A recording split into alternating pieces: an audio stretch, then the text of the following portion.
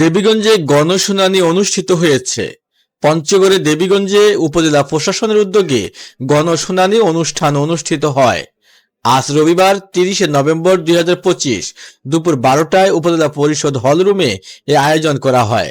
অনুষ্ঠানে প্রধান অতিথি হিসেবে উপস্থিত ছিলেন পঞ্চগড় জেলা প্রশাসক ও জেলা ম্যাজিস্ট্রেট কাজী মোহাম্মদ সায়েমুজ্জামান। সভায় সভাপতিত্ব করেন উপজেলা নির্বাহী অফিসার মাহমুদুল হাসান।